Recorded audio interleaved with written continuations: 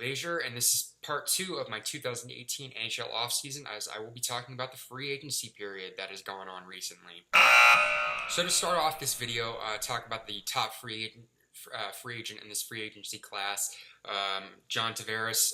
He decided to move on from the New York Islanders, and he signed a 7-year deal with the Toronto Maple Leafs.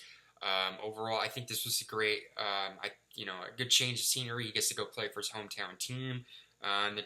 This increased their odds of winning the Stanley Cup, and I think a Canadian team, as a Canadian NHL team, they've been looking for their next Stanley Cup. It's been 25 years since they've had it, and I think this excited a lot of people in the organization.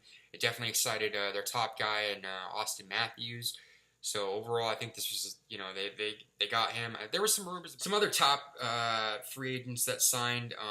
The Flyers landed James Van Riemsdyk, a great signing from him. He returns to Philadelphia. He signed a 5-year, $35 million deal.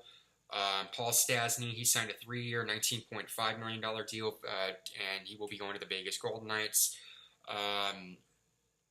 Who else? Let's see. David Perron, he signed a 4-year deal to return to the St. Louis Blues, so good deal for the Blues as they're trying to get back to the playoffs after just missing out last season. The Coyotes landed Michael Grabner, 3-year, $10 million deal.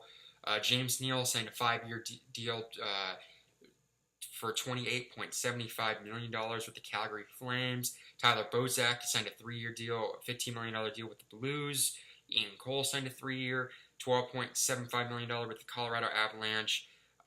So those were some other free agents, not as big, high profile as those other players I talked about. But the Penguins, they signed defenseman Jack Johnson for a 5-year, $16 million deal. John Moore signed a 5-year, $13.75 million deal with the Boston Bruins. The Blackhawks decided to sign a lot of some veteran guys, Chris Kunitz and Cam Ward, to 1-year deals.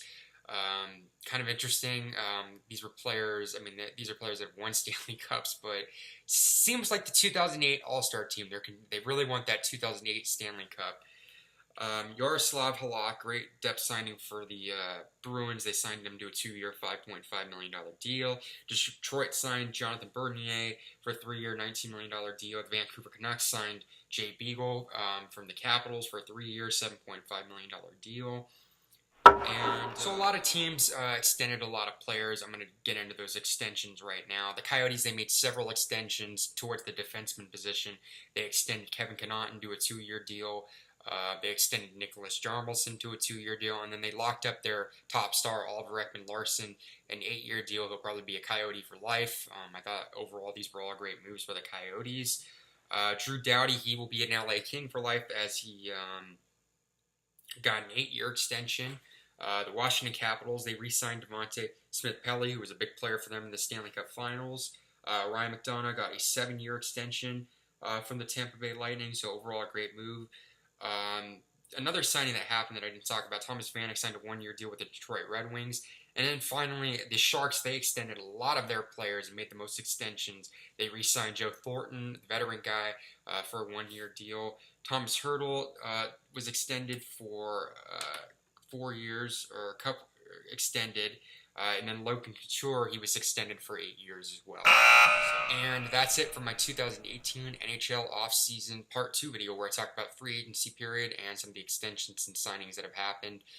So leave in your comments in the comment section below on moves I didn't talk about, or just feel free to discuss in the comments on your thoughts on the 2018 free agency period. Click like on the video and subscribe if you like the content on my channel. Like I said before in my previous videos, check in the description below on my NBA version of this video.